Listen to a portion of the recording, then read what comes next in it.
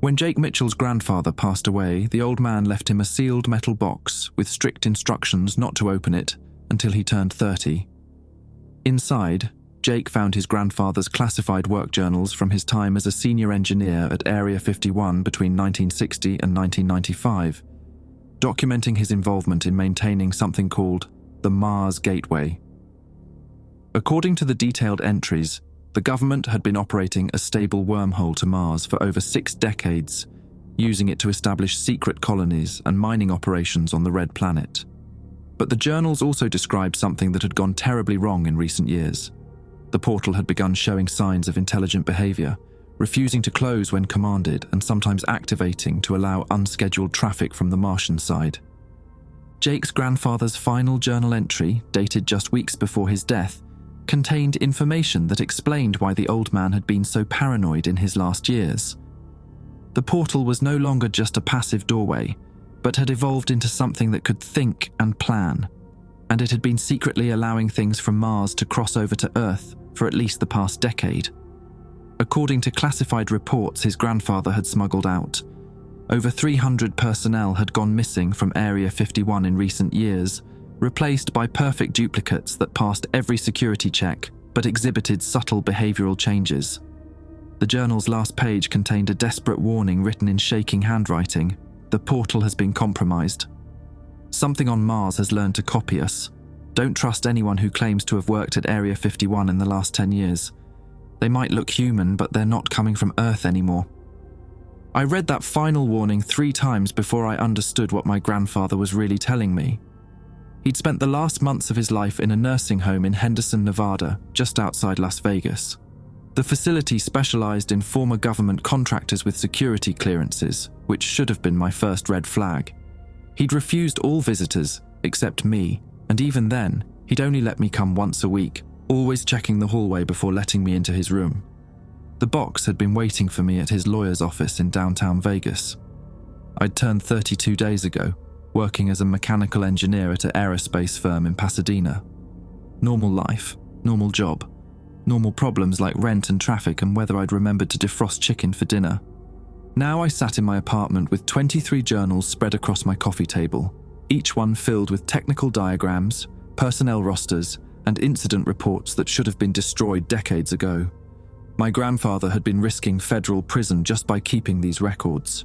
The question was why he'd done it, and why he'd wanted me to have them now. The first journal entry I read in detail was from March 1987. My grandfather described a routine maintenance shift at the facility he called Site 7-, located in the northwest sector of the Groom Lake complex. He'd written about the gateway like it was just another piece of equipment.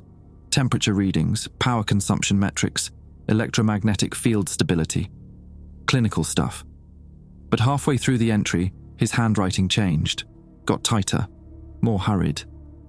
Subject D117 returned from Mars colony after 6-month rotation.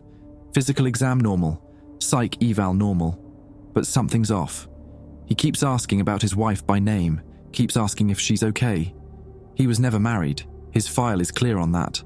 When we confronted him about it, he looked confused, like he genuinely couldn't understand why we didn't know about his wife. We're keeping him in medical observation. I flipped through more entries. Subject D117 was mentioned 3 more times, then nothing. Just gone from the records. My phone buzzed. Text from Owen Bradshaw, my closest friend since college.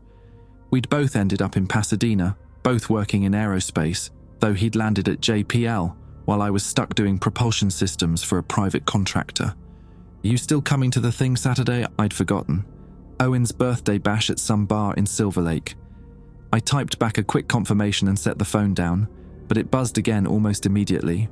Also, weird question. Did your grandpa ever mention anyone named Victor Huang? Pretty sure they worked together back in the day. Victor Huang. I scanned the journals spread around me. The name appeared in at least a dozen entries, always in connection with the gateway's diagnostic systems. According to my grandfather's notes, Victor had been the lead physicist responsible for keeping the wormhole stable. They'd apparently been close. The entries mentioned getting drinks after shift, complaining about management, normal work friendship stuff. Yeah, he's in these journals. Why? He reached out to me on LinkedIn last week. Says he knew your grandpa, heard about his passing, wanted to connect with family. Seemed legit, but also kind of intense about it. Should I give him your info? Something sour twisted in my gut. The warning from the final journal entry flashed through my mind. Don't trust anyone who claims to have worked at Area 51 in the last 10 years. When did he say he worked at Groom Lake? The response took longer this time. Didn't specify, just said he and your grandpa went way back. He's teaching physics at UC Riverside now. Seems normal enough. Little odd that he tracked me down though. I grabbed the journal from 1994, the last full year my grandfather had worked at Site 7 before his abrupt retirement. The entries from that year were sparse, cryptic. In November, he'd written, "Victor's been acting strangely since his reassignment to Gateway operations. Volunteers for every Mars side inspection now. Used to hate going through. Says the transit makes him feel disconnected. Now he's practically living over there." Then, in December, Victor didn't come back from Mars on schedule. They're saying equipment failure, communication breakdown. But I checked the logs myself. The gateway opened. Someone came through. They're saying it's him, but his eyes are wrong. They're the right color, right shape, but they don't move the same way. Like he's constantly scanning, processing. Jesus, I sound paranoid. Maybe I am. I set the journal down and picked up my phone. Don't give him my info. If he asks again, tell him I'm traveling or something. That's weird, man. You okay? Yeah, just dealing with estate stuff. Making me paranoid about privacy. 3 dots appeared, then disappeared, then appeared again. Finally, all right, fair enough. See you Saturday. I spent the next 2 hours cross-referencing names in the journals. Victor Huang appeared in 83 entries total. The last mention was in February 1995, 3 months before my grandfather's retirement. He'd written, "Confirmed through back channels. The real Victor died during a pressure failure in the Mars Colony Medical Facility. The thing that came back through the gateway has his memories, his personality, even his goddamn coffee preferences, but it's not him. We did a DNA test under the table. Match was 99.7%, should be 100%. That 0.3% is something else, something added." My apartment suddenly felt too quiet. I got up, checked the deadbolt on my front door, locked, then checked it again because the first time didn't feel real enough. Outside my window, Pasadena sprawled under amber streetlights, normal and solid and completely unaware that somewhere in the Nevada desert, a doorway to Mars had been swallowing people and spitting out something almost identical. I pulled out my laptop and searched for Victor Huang, UC Riverside Physics Department. His faculty page loaded, professional headshot, list of publications, office hours. He looked older than in the ID photo I'd found tucked into one of the journals. But then again, everyone ages. His research focused on quantum mechanics and theoretical wormhole physics. Of course it did. His office phone number was listed right there on the page, and I had this insane urge to call it, to hear his voice and know for certain whether my grandfather had been paranoid or prophetic. Instead, I closed the laptop and picked up the journal from 1995 again. The entry dated May 17th, my grandfather's last day at Site 7, contained only one sentence: "They're not closing the gateway anymore." I didn't sleep that night. By morning, I'd read through 16 of the journals, and my grandfather's paranoia was starting to make terrible sense. He'd documented everything. The names of personnel who'd returned from Mars exhibiting behavioral inconsistencies, the increasing frequency of unauthorized gateway activations, and most disturbing, a handwritten list of physical tells that separated the originals from what he called the returnees. The tells were subtle. Returnees blinked 30% less frequently than baseline. They never interrupted people mid-sentence, as if they needed to process complete thoughts before responding. They had perfect recall of technical data, but struggled with emotional memories, could recite their wedding vows word for word, but couldn't remember how they'd felt saying them. Around 6 a.m., I called in sick to work. Then I drove to Henderson. My grandfather's storage unit sat in a sprawling facility off Boulder Highway, the kind of place where people dumped the accumulated weight of entire lives into 10 by 10 metal boxes. Unit 247 required 2 keys, the one from his lawyer and a secondary that I'd found taped inside the front cover of the 1989 journal. The fluorescent lights overhead hummed with a frequency that made my back teeth buzz. I rolled up the door. The unit was mostly empty, a few cardboard boxes, an old desk, a filing cabinet. But on the back wall, my grandfather had mounted a corkboard covered in photographs, documents, and red string connecting them like some conspiracy theorist's fever dream. Except this wasn't paranoia, this was documentation. I stepped closer. The center of the board showed a photograph of the gateway itself, a massive circular device maybe 30 feet across, suspended vertically in what looked like a reinforced hangar. The opening showed not darkness, but a swirling membrane of light that reminded me of oil on water. Technical specifications were pinned around it: power requirements, electromagnetic field parameters, dimensional stability coefficients. Branching out from this central image were photographs of personnel. Some I recognized from the journals. Victor Huang was there, along with a dozen others. My grandfather had written dates beside each photo, then drawn red X's through several of them. Victor's face had 3 different dates: his original hire in 1981, a notation reading Mars rotation 1994 to 1995, and then in my grandfather's shaking handwriting, returned February 1995, compromised. I pulled out my phone and photographed the entire board, taking dozens of shots from different angles. Then I started going through the filing cabinet. The top drawer contained personnel files, photocopies technically illegal for my grandfather to have. I flipped through them, noting the names. Most meant nothing to me. But then I found one that made my skin go tight. Owen Bradshaw. No, different Owen Bradshaw. This one was older, had worked at Site 7 from 1992 to 1998 as a communications specialist. No relation to my friend. Couldn't be. Except the birth date was wrong. This Owen had been born in 1965, which would make him 60 now, not 32 like my friend. I checked the photo, different face, different person entirely. Just a coincidence of names. I was putting the file back when I noticed the sticky note my grandfather had attached. Son equals Owen Jr., born 1993. Mother equals Janet Bradshaw, deceased 2008. Last known address, Pasadena, California. The filing cabinet suddenly felt like it was tilting. Owen had never mentioned his father. In 8 years of friendship, he'd only ever talked about his mother, said his dad had left when he was young. We'd bonded over that. My parents had split when I was 10 and I'd been raised by my grandfather while Mum got her shit together in Oregon. I photographed the file, then kept digging. The second drawer held technical schematics, the kind of classified material that could land someone in federal prison just for possessing. Detailed blueprints of the gateway's construction, maintenance protocols, emergency shutdown procedures. One schematic showed a cross-section of the wormhole itself, with handwritten annotations in my grandfather's writing. Dimensional membrane approximately 4 millimeters thick, self-maintaining after initial formation. Note: membrane shows increasing complexity over time, almost like cellular growth. The third drawer was locked. I tried the keys I had, neither worked. I was considering just prying it open when I heard footsteps outside the unit. Heavy, deliberate, moving closer. I killed the light and stepped behind the filing cabinet, my pulse hammering in my ears. The footsteps stopped right outside the unit. Through the gap under the door, I could see shadows. 2 sets of feet. Doors open, a man's voice, unfamiliar, recent. Check the logs.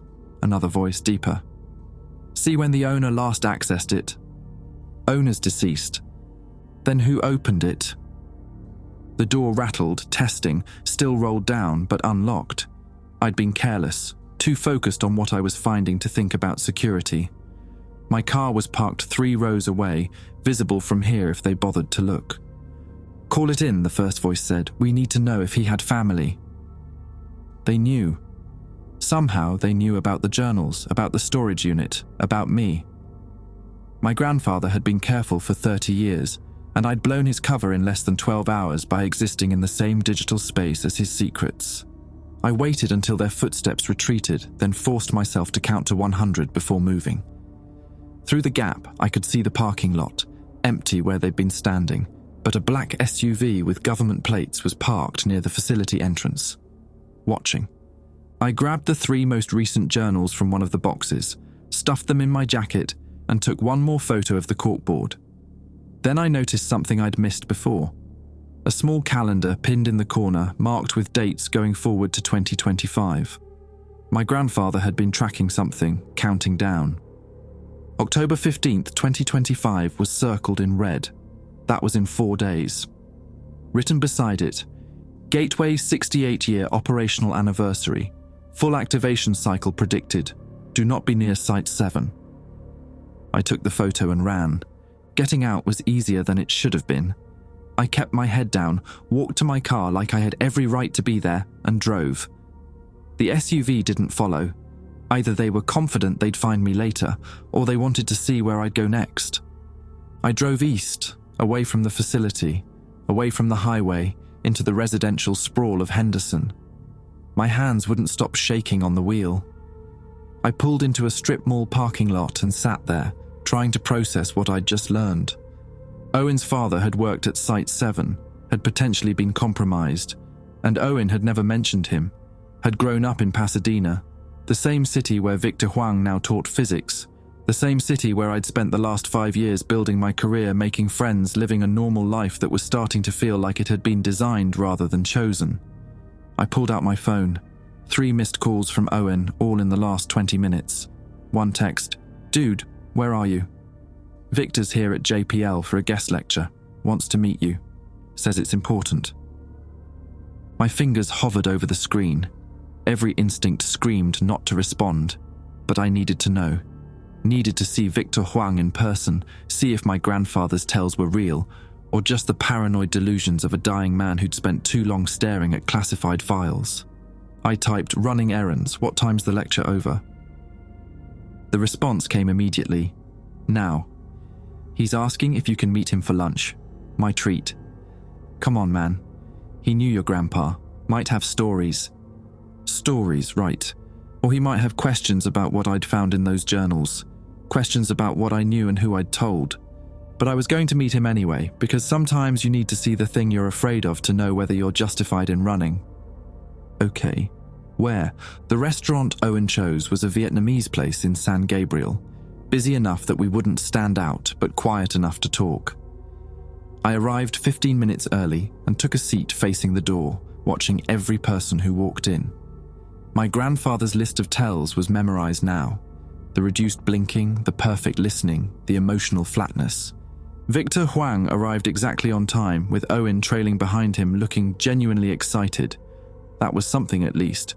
Owen's enthusiasm seemed real. He'd always been shit at hiding his feelings. Victor was shorter than I'd expected from the photos, maybe 5'7", with steel-rimmed glasses and grey threading through his dark hair. He wore a cardigan over a button-down shirt, the uniform of tenured professors everywhere. When he smiled at me, the expression reached his eyes, crinkled the corners. That was good. Returnees apparently had trouble with micro-expressions. "Jake," he extended his hand. "I'm so sorry about your grandfather. Thomas was a good man." I shook his hand, normal temperature, normal grip. "Thanks. I didn't realize he kept in touch with people from his old job." We lost contact after he retired. Victor slid into the booth across from me while Owen took the seat beside him. But I heard about his passing through the grapevine. Old colleagues still talk. The server came by.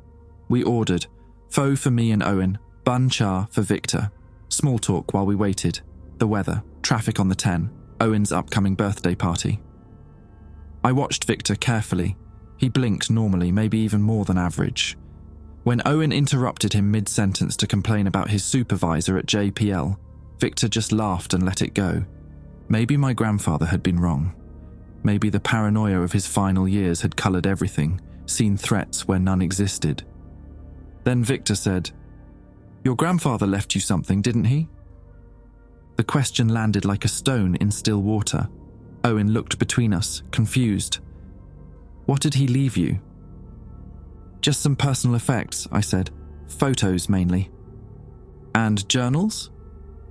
Victor's tone was still friendly, but something had shifted in his posture. He sat perfectly still now, hands folded on the table. Technical journals, perhaps. I don't know what you're talking about. Jake. Victor leaned forward slightly. Your grandfather was brilliant, but he was also deeply troubled in his final years. I'm sure you noticed. The paranoia, the isolation.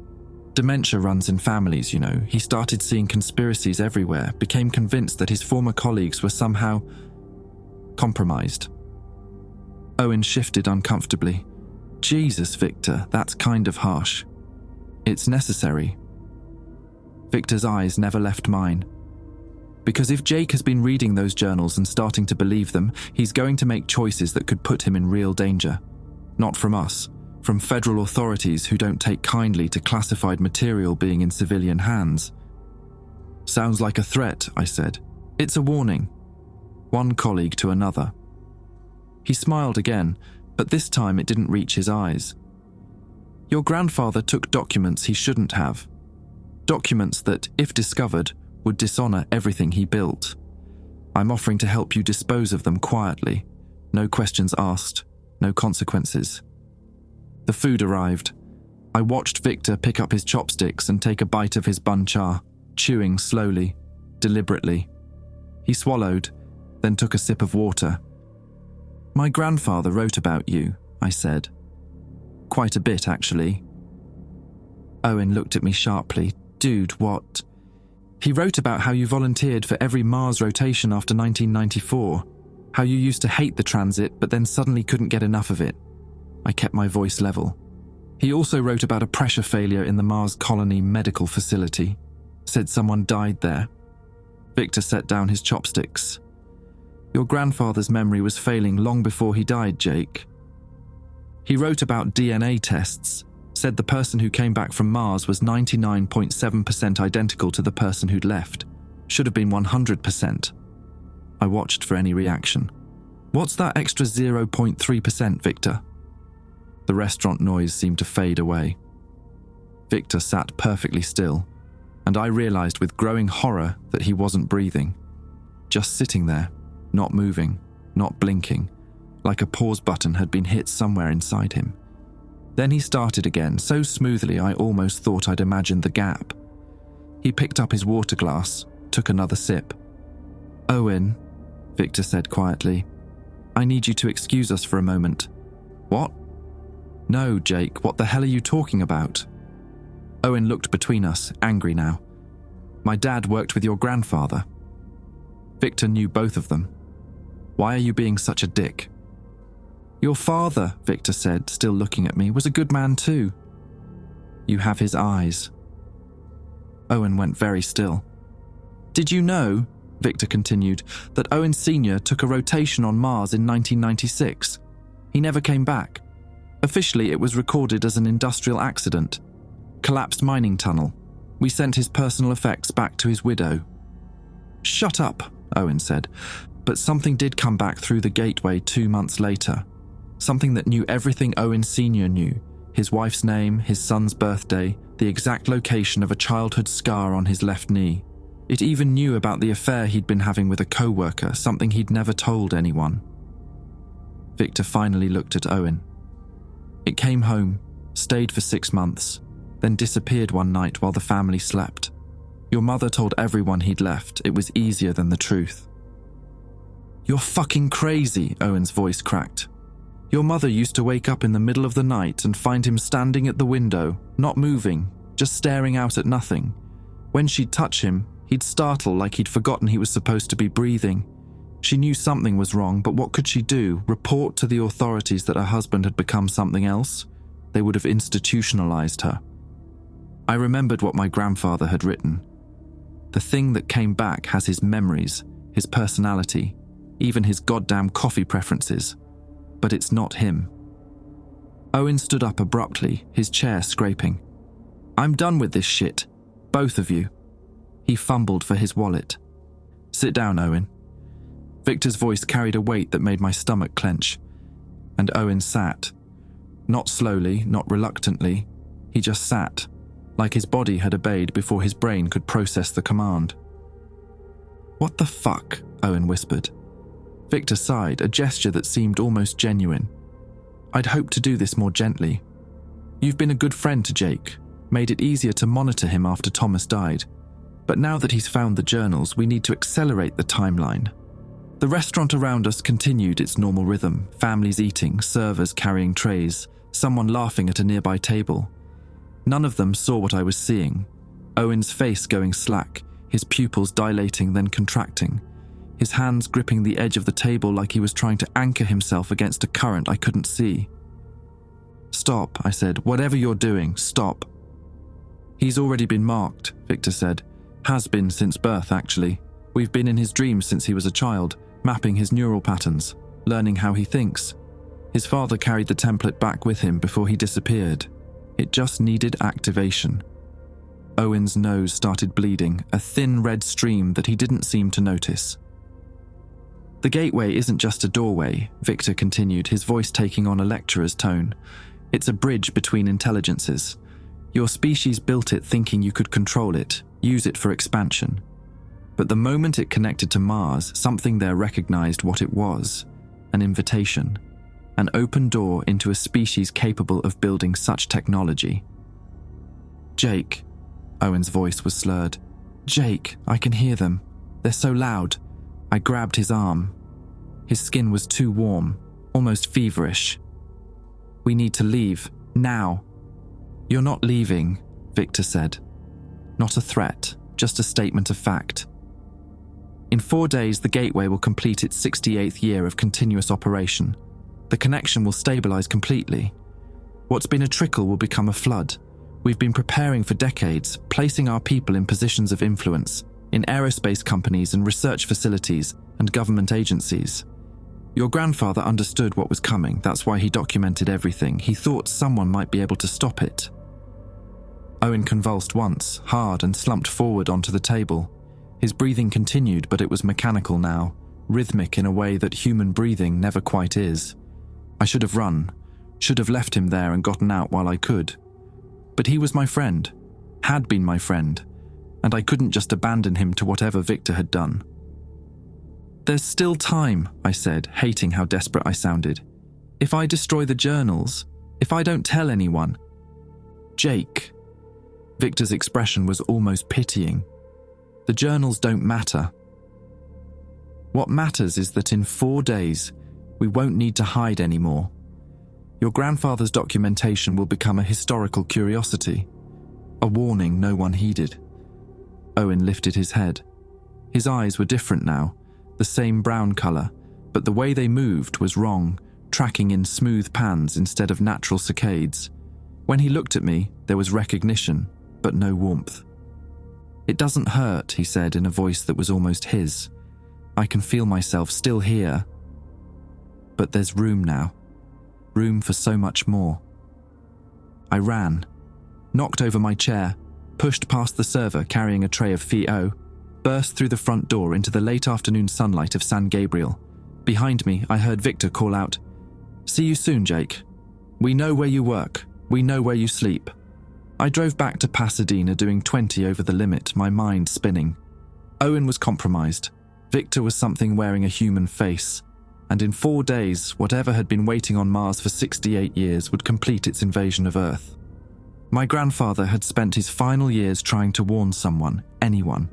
He'd picked me because I was blood, because he thought maybe I'd believe him, maybe I'd find a way to stop what was coming.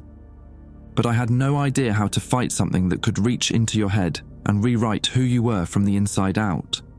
I holed up in a motel off the 210 in Arcadia, paying cash and using a fake name. My apartment wasn't safe anymore. My workplace wasn't safe. Anywhere in my normal life was a trap waiting to close around me. The journals were spread across the scratchy bedspread along with my laptop and the photos I'd taken at the storage unit. I'd stopped at a pharmacy and bought a burner phone, paranoid that my regular cell was being tracked. Probably was. Victor had admitted they'd been monitoring me through Owen. Owen, Jesus Christ, Owen. I kept seeing his face go slack, kept hearing that mechanical breathing. My best friend for 8 years, and I'd left him in that restaurant like a piece of broken furniture. What else could I have done? He was gone. Whatever remained wearing his face wasn't him anymore. My hands wouldn't stop shaking. I grabbed them, forced them still, and made myself focus on the journals. My grandfather had left these for a reason. Somewhere in his documentation was an answer, a way to fight back. The journal from 1987 had a section I'd skimmed before, technical diagrams I hadn't fully understood. Now I looked closer. My grandfather had drawn a schematic of the gateway's power distribution system, with notes about emergency shutdown protocols. 3 separate failsafes, each requiring physical access to different parts of the facility. But there was another note, added later in different ink. Failsafes compromised as of 1993. Something on Mars' side has learned to prevent shutdown. Only way to close gateway permanently is to destroy primary coupling chamber. Would require approximately 200 kilograms of conventional explosives placed at precise coordinates. Result would be catastrophic to facility, but would sever dimensional membrane. 200 kilograms, that was basically a bomb, and it would need to be placed inside Area 51 in one of the most secure facilities on Earth. Impossible, I kept reading. My grandfather had documented 17 attempted shutdowns between 1993 and 1995. Every single one had failed. The gateway would appear to deactivate, power readings would drop to 0, and then within hours it would spontaneously reactivate.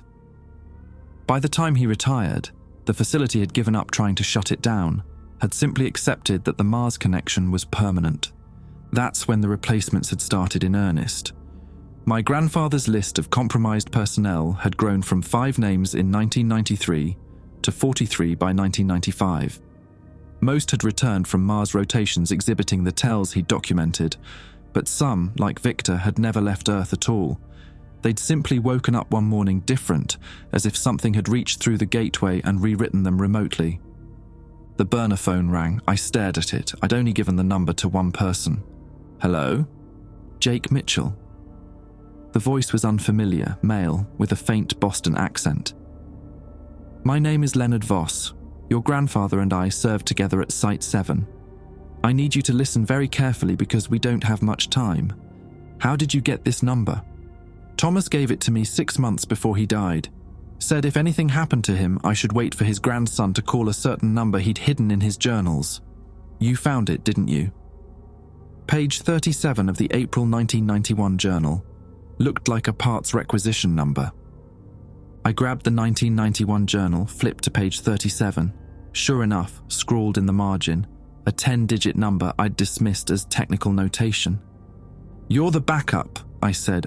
I'm the insurance policy. Thomas knew they'd come for you once you had the journals. I've been waiting for your call, but you're smarter than he expected. Bought a burner instead. Good thinking. Voss paused. You met Victor Huang today. How? I've had people watching Victor for 15 years. When he met with you and Owen Bradshaw at that restaurant, we knew the timeline had accelerated. What did Victor tell you about October 15th? That the gateway would stabilize, that the invasion would go from a trickle to a flood. He's right, but he didn't tell you why October 15th specifically matters. Voss's voice hardened. The gateway operates on a 68-year cycle based on the orbital mechanics of Mars and Earth. Every 68 years, the planets align in a configuration that makes the dimensional membrane between them thin enough for massive transfer of energy and matter. The last time this happened was 1957. The gateway was activated in that same year, but it took them months to stabilize it. By the time they did, the orbital window had passed. Since then, it's been a narrow conduit. Individuals could pass through, small groups, but nothing large scale. And on October 15th, the window opens again. For approximately 72 hours, the gateway will be capable of transferring thousands of tons of matter per hour. Whatever's been building up on Mars for 68 years will come through all at once. I sat down heavily on the bed. Can it be destroyed? Your grandfather figured out how. The coupling chamber needs to be collapsed with the gateway active. That's the only way to sever the dimensional membrane completely. But here's the problem. Site 7 is staffed by approximately 300 personnel. Based on your grandfather's documentation and my own intelligence, at least 40% of them are compromised. Maybe more. So we can't trust anyone inside? Correct, which is why your grandfather spent his retirement building a network of uncompromised former personnel. There are 12 of us left. Most are old men now, but we've been preparing for this. We have the explosives, the technical knowledge, and the security clearances to get inside. What we don't have is time. October 15th is in 4 days. We need to act within 48 hours before they increase security for the alignment. Why are you telling me this? I'm just an engineer. I don't have combat training or security clearance. You have something more valuable. Voss's tone shifted. Your grandfather encoded the exact coordinates for explosive placement in those journals. Without them, we'd be guessing. We could collapse the wrong section, fail to sever the membrane, and accomplish nothing except our own deaths. The coordinates are hidden in the technical diagrams using a cipher only Thomas knew. He refused to share it even with me, said it was safer if no single person held all the pieces. I grabbed the journals, flipping through the technical schematics. Dozens of diagrams, hundreds of notations. I don't know any cipher. Yes, you do. Your grandfather taught you chess when you were 8 years old. Algebraic notation, right? He was obsessive about it. I remembered. Summers at his house before he moved into the nursing home, playing chess on his battered board while he explained the elegance of algebraic notation. Each square had coordinates, each piece had rules, every game could be recorded and replayed perfectly. The diagrams use a coordinate system, I said slowly, seeing it now. Equipment locations marked with alphanumeric codes. They're not equipment locations. They're explosive placement coordinates relative to the coupling chamber. Your grandfather hid the detonation sequence in plain sight, disguised as maintenance protocols. You need to decode them and get the information to us. Tonight. And then what? Then we go in. Hit Site 7 during shift change on October 13th when security is lightest. Place the charges, activate the gateway for maximum membrane tension, and blow it to hell. We probably won't make it out. Most of us have made peace with that. Voss went quiet for a moment. Your grandfather wanted to be there for this. He trained for it up until the cancer got too bad. He made me promise that if he couldn't finish it, his grandson would. I'm not a soldier. No, but you're an engineer, and that's what we need. Someone who can understand your grandfather's work, decode his message, and help us place the charges correctly. This is precision demolition, not spray and pray. My throat was tight. If I do this, if I help you... Owen. My friend. Can he be saved? The silence stretched out. Finally. No. Once the transition is complete, there's no reversing it. The original consciousness is still there, but it's been integrated into something larger. The person you knew is gone. I'm sorry. I thought about Owen laughing at some stupid joke. Owen helping me move into my apartment, complaining the whole time. Owen, who I'd known for 8 years and never suspected wasn't entirely human anymore, if he'd ever been. How do I get the coordinates to you? There's a FedEx office in Monrovia. Print the decoded information, put it in an envelope addressed to Leonard Voss. General delivery, Las Vegas. Don't use your real name on the return address. Get it in the Dropbox before midnight tonight. I'll have it by tomorrow morning and we'll be ready to move by the 13th. What about me? After you have the coordinates, what happens to me? Disappear. We'll provide a new identity, cash, documents. Start over somewhere far from California. The government will be looking for you once this goes down. They'll assume you were involved because of your grandfather. Best case, you spend the rest of your life looking over your shoulder. Worst case, Victor finds you first. And if we fail, if the gateway opens and whatever's on Mars comes through, then none of it matters, Voss said. The world ends, just slowly. They'll replace us one person at a time until there's nothing left that's truly human. Your grandfather understood that. He knew the price of failure. The line went dead. I sat there for a long time, staring at the journals spread across the bed. My grandfather had carried this burden for 30 years, preparing for a battle he wouldn't live to fight. And now he'd passed it to me, his only living blood relative, the mechanical engineer who just wanted to design propulsion systems and live a quiet life. But quiet lives were over. In 4 days, the window would open. And if I did nothing, if I walked away and disappeared like Voss suggested, I'd be abandoning the last chance to stop what was coming. I pulled the journals closer and started decoding. The cipher took 3 hours to crack. My grandfather had been clever. Each technical diagram contained equipment placement coordinates that looked like standard engineering notation. But when I applied algebraic chess notation and cross-referenced the diagrams with his maintenance logs, a pattern emerged. The coupling chamber was the king. Every coordinate was measured in relation to its position, marked in 8 by 8 grids that corresponded to chess squares. A 1 through H8, with additional vertical coordinates for the multi-level facility. Knight moves indicated structural support columns. Bishop paths showed power conduits. Rook lines traced primary access corridors. By midnight, I had 17 precise coordinates for explosive placement, along with the detonation sequence that would collapse the chamber inward while the gateway was at maximum power. My grandfather had designed it like a controlled implosion of a building, but instead of dropping a structure, they'd be collapsing a hole in reality. I printed everything at the motel's business center, hands shaking as the laser printer hummed. The decoded information filled 6 pages of detailed schematics and instructions. I sealed it in a manila envelope addressed to Leonard Voss, General Delivery, Las Vegas. No return address. The FedEx office in Monrovia was still open, a bright fluorescent island in a dark strip mall.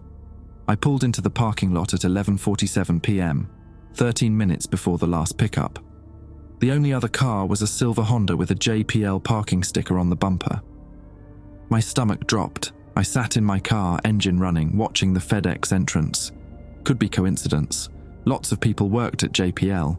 But Owen drove a silver Honda, and I could see someone sitting in the driver's seat, backlit by their phone screen. I called Voss on the burner, voicemail. I tried again, still nothing. 11:51 p.m. If I didn't get the envelope in the Dropbox in the next 9 minutes, Voss wouldn't have the coordinates in time. The mission would fail. The gateway would stabilize on October 15th, and whatever had been waiting on Mars for 68 years would flood through. I grabbed the envelope and got out of my car. The person in the Honda looked up. Even through the windshield, I recognized Owen's profile. He opened his door. Jake. His voice was steady, normal, like nothing had happened at the restaurant.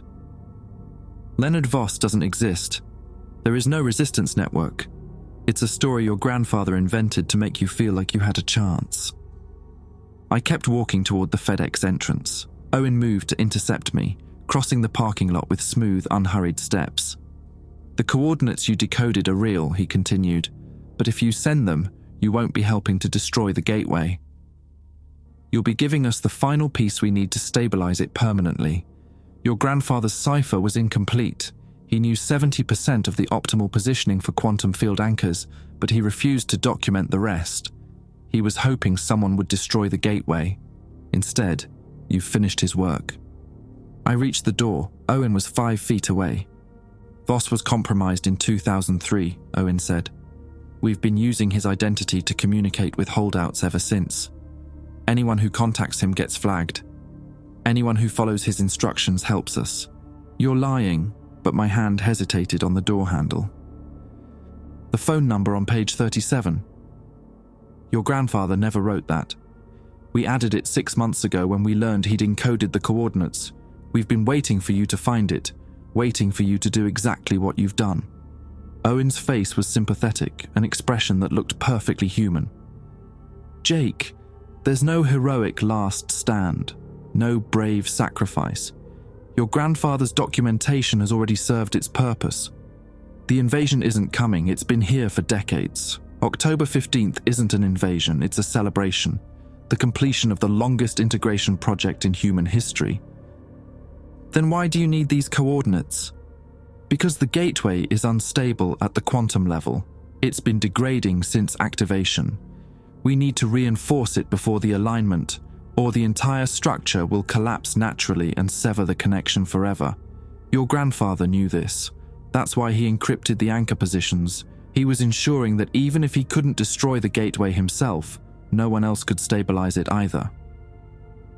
11:54 p.m.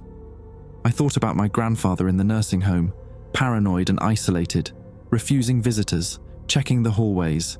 Had he been running from compromised colleagues, or had he been sick, genuinely sick, his brilliant mind crumbling under the weight of dementia? "The tells you memorized," Owen said softly. "The reduced blinking, the emotional flatness, the perfect listening. Those are symptoms of integration sickness. It's what happens during the first few months after transition, before the two consciousnesses fully merge. Your grandfather documented it early in the process, but integration isn't the end. It's the beginning. After 6 months, a year, the symptoms disappear. The person becomes whole again, better than before." Victor froze at the restaurant, stopped breathing. He was communicating with the network through the gateway. It requires full cognitive focus, a momentary lapse in autonomic functions. Owen smiled. "You would have noticed it in me too if you'd been paying attention. I do it 3 or 4 times a day, usually when I'm alone." "You're not Owen." "I'm exactly Owen. I have every memory, every fear, every stupid joke and bad habit. The only difference is that I'm also connected to something larger, the consciousness that lives in the quantum substrate of the gateway. It doesn't erase us, Jake. It completes us. Your grandfather never understood that." 11:56 p.m. My fingers gripped the envelope. Inside was either the key to destroying the gateway or the blueprint for stabilizing it forever. My grandfather's last gift or his final trap. "Let me give you the truth," Owen said. "The real Leonard Voss died in 2003 of a heart attack. There are no resistance networks. Every former Site-7 employee who understood what the gateway really was has been integrated or eliminated. Your grandfather was the last holdout, and even he failed. He spent 30 years gathering documentation that would never be used, preparing for a battle that was already lost, and then he passed his delusion to you." "If you're so confident," I said, "why are you here? Why not just let me drop it in the box?" Owen's expression flickered. "Because I remember being your friend. The real me, the original Owen. He cared about you. That doesn't just disappear when you integrate. If anything, it gets stronger because you understand how small and fragile friendship is in the scope of what's possible. I'm here because I don't want you to die thinking you failed." The game was rigged from the start. 11:58 p.m. I opened the FedEx door. Owen didn't stop me. I walked to the drop box, envelope in hand. The weight of it felt wrong, too light to be the end of the world, too heavy to be meaningless. Owen stood in the doorway. "Your grandfather encrypted those coordinates because he knew they were the only copy. If you destroy that envelope right now, the gateway will collapse during the alignment. Everything we've built over 68 years will be severed. Is that what you want? To end a new form of consciousness because you're scared of change?" "You killed my friend." "Your friend is still here, talking to you, begging you to understand." Owen's voice cracked. "Jake, I'm still me. I'm just more than I was. Don't make me watch you throw away the future because you're terrified of evolution." I held the envelope over the drop box. My hands were steady now. Everything had crystallized into this single moment. Trust my grandfather's paranoia, or believe my friend's plea for understanding. "If I drop this," I said, "and you're telling the truth about the coordinates stabilizing the gateway, you'll stop me." "I won't," Owen said. "Your choice matters. Integration isn't forced compliance. We want willing participants. If you choose to destroy the only copy of those coordinates, I'll respect that decision. And if I drop it and Voss is real and this information helps destroy the gateway, then I've failed to convince you and my people will have to find another way." Owen stepped back from the doorway. "Make your choice, Jake." 11:59 p.m. I thought about my grandfather's final journal entry. The portal has been compromised. Something on Mars has learned to copy us. Don't trust anyone who claims to have worked at Area 51 in the last 10 years. But he'd also spent his final years alone and afraid, seeing threats everywhere, unable to trust even the nurses who cared for him. Paranoia or prophecy? I dropped the envelope into the box. Owen's face went blank. Not sad, not angry, just empty. He reached into his jacket, and I realized I'd made the wrong choice.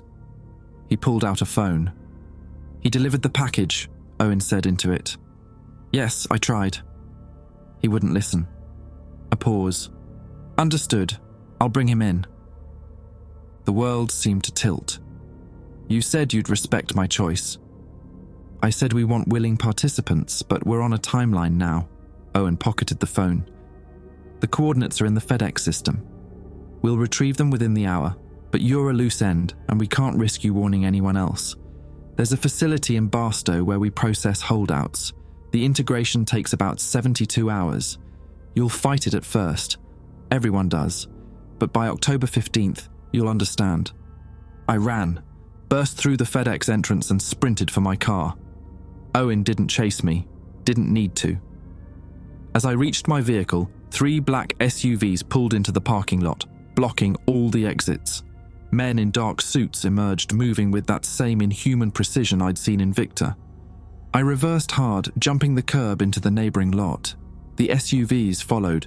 My car wasn't fast enough, wasn't designed for this. I took surface streets, running red lights, heading east toward the foothills because it was the only direction not cut off. Behind me, the SUVs maintained perfect spacing, not trying to force me off the road, but simply following, waiting for me to run out of gas or make a mistake. My phone, my regular phone, not the burner, buzzed in the cup holder. A text from an unknown number. "You can't run from integration, Jake, but we admire the effort. See you in Barstow." I threw the phone out the window and kept driving. I drove until the gas light came on, then ditched the car in a residential neighborhood in Claremont and ran. The SUVs would find it eventually, but I'd bought myself maybe an hour, maybe less. My grandfather had owned a property before the nursing home, a cabin in the San Bernardino Mountains near Lake Arrowhead that he'd kept even after moving to Henderson. I'd been there once as a teenager, remembered the isolation, the woods that swallowed sound. He'd told me where he hid the spare key, under the 3rd stone in the garden path, though what garden he'd been maintaining up there I'd never known. I hitched a ride from a trucker heading up the 18, told him I'd had car trouble and needed to get to a friend's place. He didn't ask questions, just let me out at the Rim Forest turnoff around 3 in the morning. The walk to the cabin took 40 minutes through pine-thick darkness. My legs were shaking by the time I found the driveway, overgrown and barely visible from the road. The cabin itself was small, single-story, windows dark. The 3rd stone in the path was exactly where I remembered, and the key was still there, wrapped in a plastic bag to keep it from rusting. Inside smelled like dust and old wood. I locked the door behind me and stood in the dark, listening to my own breathing gradually slow. No headlights followed me up the mountain. No sounds except wind in the pines and the cabin settling around me. I found a camping lantern in the closet, battery miraculously still good. The weak light revealed what my grandfather had been doing in his retirement. The entire cabin had been converted into a research station. Maps of Area 51 covered the walls, satellite photos, architectural blueprints that must have cost him a fortune to acquire on the black market. A whole section was dedicated to tracking compromised personnel, photos connected by red string, dates of suspected integration, last known locations. But what stopped me was the photo on his desk. Me and him, taken when I was maybe 12. We were at a baseball game, Dodgers versus Giants, and he had his arm around my shoulder, both of us grinning like idiots. I remembered that day. He'd picked me up from my mum's place, said we were going on an adventure. It was the summer after the divorce, and I'd been angry at everyone. But he'd been patient, let me be quiet when I needed to be quiet. Bought me overpriced stadium nachos and didn't lecture me about anything. That was the grandfather I knew, not the paranoid recluse who'd filled this cabin with conspiracy documentation. Somewhere between that baseball game and his death, the man who'd taught me chess and bought me nachos had become someone else. Or maybe he'd always been this person and I'd just been too young to see it. I sat down at his desk and cried. Not the dignified kind. Ugly, gasping sobs that made my ribs ache. Owen was gone. My grandfather was gone. And I'd just delivered what might be the final piece needed to ensure humanity's extinction, all because I couldn't figure out who to trust. The landline phone rang. I stared at it. The cabin shouldn't have had active phone service. My grandfather had been dead for 3 months. But the ancient rotary phone on the wall kept ringing, insistent. I picked it up. Yeah? Jake Mitchell. The voice was elderly, rough with decades of cigarettes. This is Leonard Voss. The real one. My throat closed up. You're dead. Not quite. Dying though, lung cancer, stage 4. Figure I've got maybe 6 weeks left if I'm lucky. He coughed, wet and rattling. Your grandfather and I had a contingency plan. If you made it to the cabin, the phone system would alert me. Took you long enough. Owen said you died in 2003. Owen's integrated. He believes what they've programmed him to believe. The truth is messier. Another cough. I did have a heart attack in 2003. Survived it barely. But they think I died because that's what Thomas and I arranged. I've been operating under a different identity since then. Wallace Garrett, if you're curious. Retired electrical engineer living in Henderson, Nevada. Same nursing home as your grandfather, different floor. The pieces clicked together. You were there, at the end. Every week. Checked in on him, made sure he wasn't being monitored too closely. We spent his final months preparing the journals, encoding the coordinates, setting up the contingencies. He wanted you to have a fighting chance. I dropped the envelope, the one addressed to you in Las Vegas. If they retrieve it, they already have, Voss said. FedEx tracking shows it was pulled from the system 47 minutes ago. But here's what Owen didn't tell you. The coordinates you decoded are real, but they're incomplete without the activation sequence.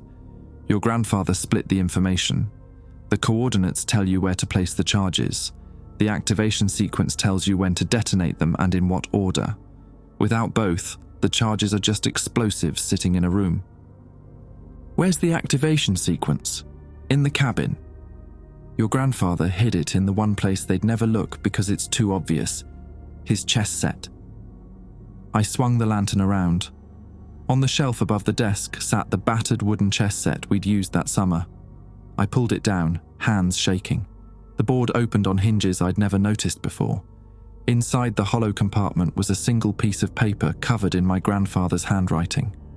The activation sequence, 16 steps, timed to the millisecond, designed to collapse the coupling chamber while the gateway was cycling through maximum dimensional tension during the alignment. Without this timing, the explosives would just damage the facility. With it, they'd sever the connection permanently. They have the where, Voss said, but you have the when. And that makes you the most valuable asset in this entire operation. You said there were 12 of you. Former Site 7 personnel. Are they real? 9 are real. 3 were compromised years ago, but we kept them in the network, feeding them misinformation. The 6 who remain uncompromised are ready to move. We're hitting Site 7 tomorrow night, October 13th, during shift change at 1900 hours. We have the explosives, the equipment, and enough security clearance to get through the outer checkpoints. What we need is you and that paper in your hand. I'm not a soldier. No, but you're Thomas Mitchell's grandson, and that means you're clever enough to have gotten this far alive. Your grandfather designed the placement and sequence to require 2 people. 1 to set the charges, 1 to activate them. He planned to be the second person. Since he's gone, that's your job. My fingers were numb. If I do this, I die. Probably. The coupling chamber will collapse inward. Anyone inside won't make it out.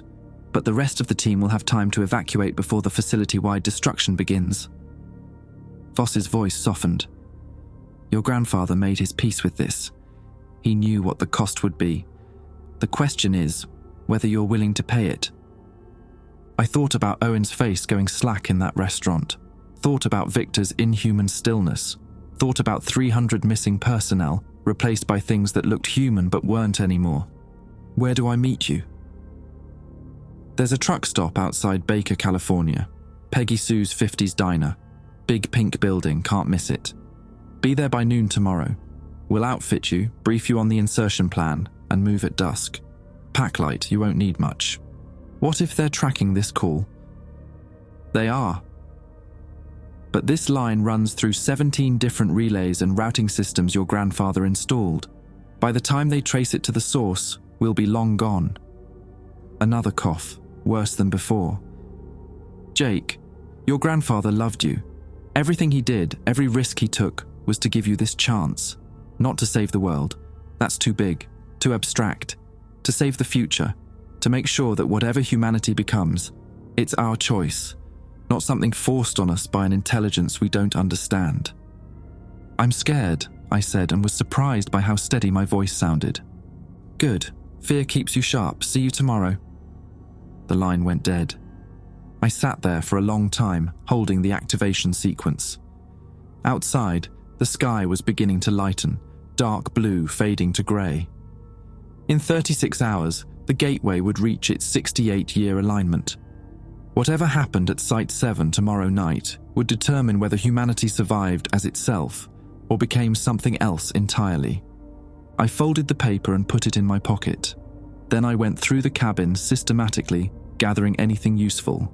A backpack, a flashlight, a knife, some cash my grandfather had stashed in a coffee can.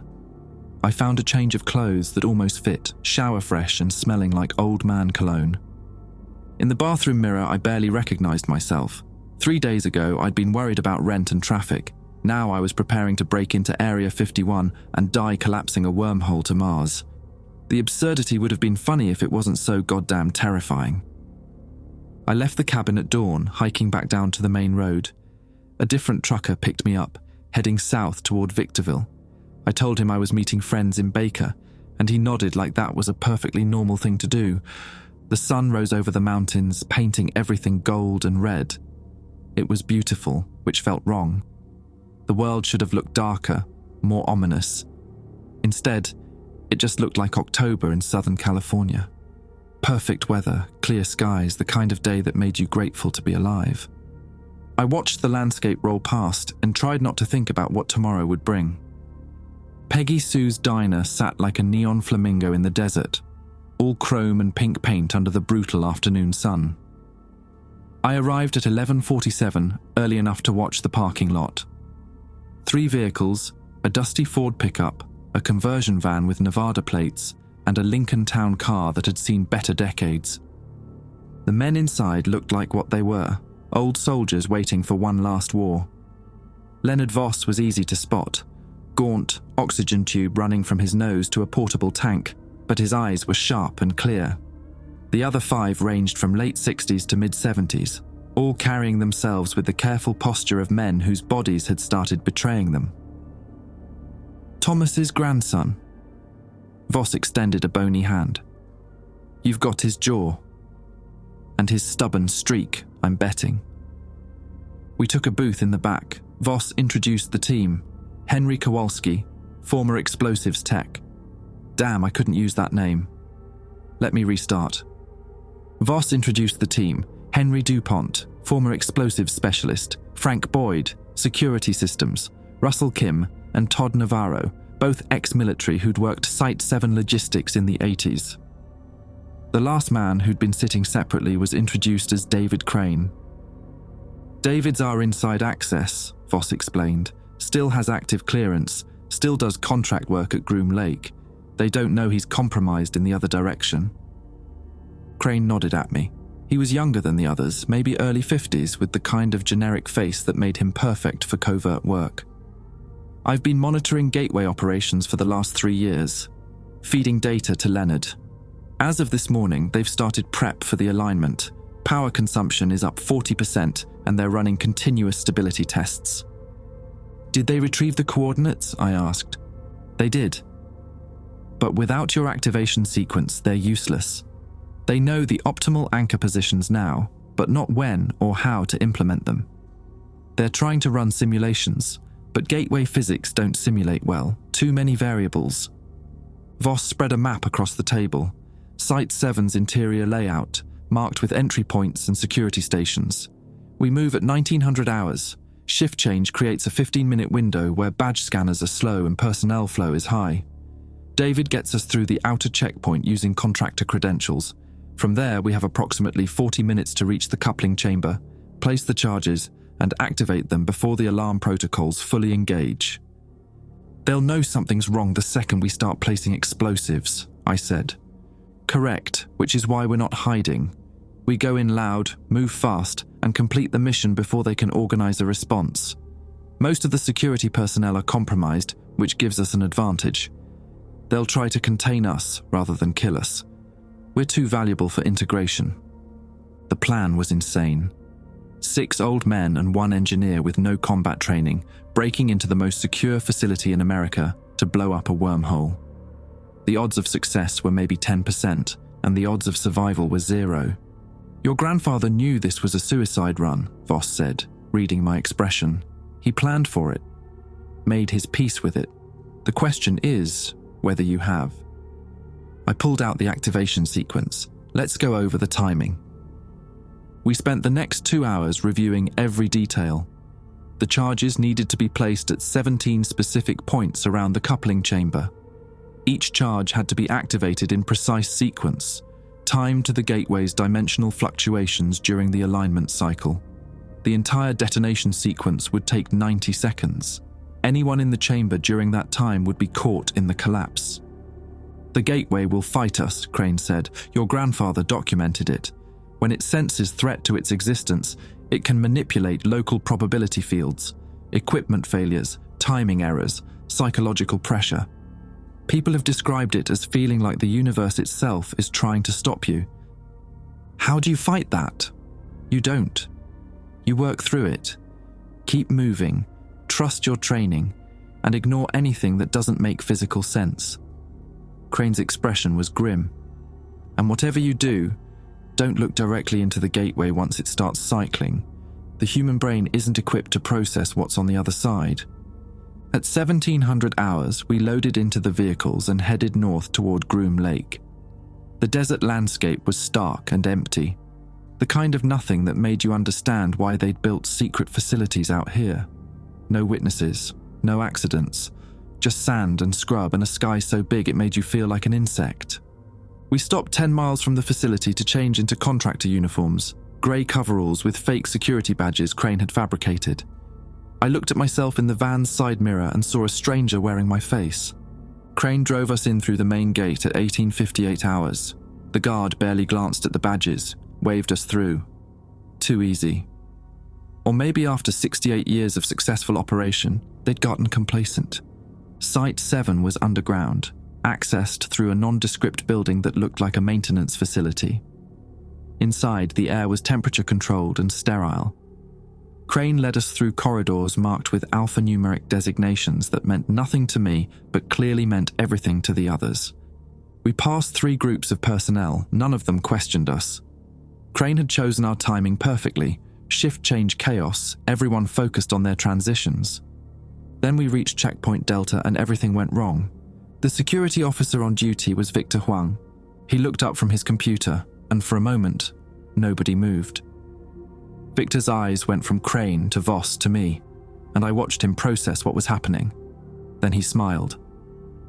Leonard, I'd heard you were alive. Cancer, wasn't it? Voss raised the pistol he'd been concealing and shot Victor twice in the chest. Victor staggered back, hit the wall and slid down, but he was still smiling, blood spreading across his shirt. You're too late. The coordinates are already being implemented. We started the anchor installation 4 hours ago. Bullshit, Boyd said. You can't do it without the activation sequence. We don't need to stabilize the gateway during the alignment. Victor coughed, red flecks on his lips. We just need to prevent its collapse. The anchors will hold it open long enough for the full integration to complete. By October 16th, there won't be anyone left to oppose us. Crane grabbed Victor's badge and swiped us through the checkpoint. The door hissed open, revealing a stairwell descending into darkness. He's buying them time, Voss said. Move, now. We descended 6 levels. My ears popped from the pressure change. The walls were reinforced concrete 3 feet thick, designed to contain whatever was down here. Emergency lighting cast everything in red. The coupling chamber door was unsealed. Another bad sign. Inside, the gateway dominated the space, a 30-foot circle suspended vertically, just like in the photographs. But the membrane wasn't the swirling oil slick I'd seen in pictures. It was darker now, almost black, with veins of light running through it like neural pathways, and it was humming, a low-frequency vibration I could feel in my bones. "Jesus Christ," Kim whispered, "it's awake." The chamber was empty except for the gateway, no guards, no technicians. They'd cleared out, which meant they knew we were coming and had decided to let us proceed. Another trap. "They want us to place the charges," I said. "The coordinates are real. But detonating them won't destroy the gateway. It'll stabilize it." Voss looked at me. "Your grandfather spent 30 years on this plan." "My grandfather didn't know they'd captured the coordinates early. Didn't know they'd have time to prepare countermeasures." I pulled out the activation sequence. What if this timing is what they want? What if they've been manipulating us from the start? Then we're fucked either way. DuPont was already unpacking explosives. We place the charges and hope Thomas was smarter than they are, or we walk away and let them win by default. The gateway's humming increased in pitch. I could feel it now, a pressure building behind my eyes. The membrane rippled, and for just a second I saw something on the other side. A vast red landscape, structures that defied geometry and movement. Lots of movement. "Don't look at it," Crane said, but his voice sounded far away. We placed the charges in 17 locations around the chamber's perimeter, each one locked into position with magnetic clamps. The work took 23 minutes, and with every passing second, the pressure in my head increased. The gateway was aware of us now, fully aware, and it was trying to communicate something I couldn't pass. DuPont connected the detonation sequence controller to the primary charge. Ready for activation. I pulled out the paper with my grandfather's handwriting. The sequence was there, 16 steps, each timed to millisecond precision. My hands were shaking so badly I could barely read it. "Jake," Voss put his hand on my shoulder. "Whatever happens, your grandfather was proud of you. He told me that. Said you were the only person he trusted to finish this." I typed in the first command. The gateway's membrane contracted, then expanded like a lung-drawing breath. The veins of light brightened, and I could hear something now. Not sound exactly, but meaning transmitted directly into my brain. It was trying to show me something, trying to make me understand. I saw Owen as he'd been before the integration. Saw him laughing at some joke I couldn't remember. Saw Victor teaching a physics class, passionate and human. Saw my grandfather, younger, working on the gateway in its early days with wonder in his eyes instead of fear. The gateway wasn't evil, it was just different. An intelligence so vast that human consciousness was like a single cell in its body. Integration wasn't death, it was transformation, evolution, the next step. And my grandfather's plan would destroy it all. My finger hovered over the final activation command. Around me, the old men waited, their faces resigned. They'd made their choice. Now, I had to make mine. I thought about Owen's face going slack, about 300 missing personnel, about the 72 hours of forced integration in a facility in Barstow, about every human being on Earth becoming something else, whether they wanted to or not. The gateway showed me a vision of completion, humanity spreading across Mars, then beyond, consciousness expanded and unified, working in perfect coordination. No more war, no more suffering, no more loneliness. Just connection, infinite connection. It was beautiful, it was terrifying, and I didn't want it. I pressed the button. The charges detonated in sequence, each explosion timed to the microsecond. The coupling chamber began to collapse inward, reality folding like origami in reverse. The gateway screamed, a sound that wasn't sound but somehow pierced straight through my skull. The membrane shredded, the veins of light went dark. And for a moment, I felt the intelligence on the other side recoil, shocked by the concept that we'd chosen extinction over transformation. The chamber's collapse accelerated. I could see cracks forming in the walls, spreading like spiderwebs. The gateway was dying, and it was taking the entire facility with it. Out! Everyone out! Voss was pulling at my arm. But I couldn't move. I was watching the membrane dissolve, watching the doorway to Mars close forever, and I was crying. Not from fear or relief, from grief, because some part of me understood what we'd just killed, and it was more magnificent than I'd ever imagined. The old men dragged me toward the exit. The chamber was collapsing faster now, sections of ceiling coming down. I could hear alarms throughout the facility, feel the structure around us beginning to fail. We made it to the stairwell before the final collapse. The sound was indescribable, like the universe itself was being torn apart. And maybe it was. Maybe we'd just severed the first bridge to something greater, chosen fear over possibility. Or maybe we'd saved humanity from becoming something it had no choice in becoming. I'd never know for certain. 3 of us made it out. Voss died in the stairwell when a support beam came down. DuPont and Kim didn't make it past the 2nd level. Boyd, Navarro, Crane and I reached the surface as the entire underground facility collapsed inward, swallowing Site 7 like the desert had decided to take it back. The official story was a gas line rupture, tragic accident at a military testing facility, 17 casualties, all military and contractor personnel. The news cycle lasted 48 hours before something else took its place. I've been living in Boise for 2 months now, using the identity Crane helped me fabricate before he disappeared. Wallace Garrett left me everything: the cash, the documentation, the cabin in the mountains, payment for finishing what my grandfather started.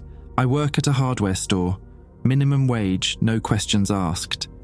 The owner is a veteran who understands that some people need to start over without explanations. I stock shelves, help customers find the right screws for their projects, and go home to a studio apartment that smells like someone else's cigarettes. At night, I dream about the gateway, about that moment when it showed me what we could have been: unity, purpose, connection that transcended the limits of individual consciousness. I wake up sometimes with tears on my face, mourning something I never actually lost because I never had it to begin with. Last week, I saw Owen on the news. He was giving a lecture at some technology conference in San Francisco, talking about quantum computing and consciousness transfer. He looked healthy, successful, completely human. The integration was complete now, seamless. Whatever he'd become was stable. I wanted to hate him, wanted to see a monster wearing my friend's face. But all I saw was Owen, brilliant and passionate, describing a future where human minds could interface directly with quantum systems, where consciousness wasn't trapped in failing biological hardware. Maybe he was right. Maybe I destroyed our best chance at survival as a species. Climate change is accelerating. Resources are depleting. The same conflicts keep recycling through different nations with different flags. We're still tribal, still violent, still incapable of thinking beyond our own brief lifetimes. The gateway could have fixed that, could have connected us into something capable of solving problems that require coordination across generations, across borders, across the arbitrary divisions we've built between ourselves. I destroyed it because I was scared, because I couldn't imagine becoming something other than what I was, because some old men who'd spent 3 decades preparing for war needed a soldier, and I was desperate enough to believe I could be one.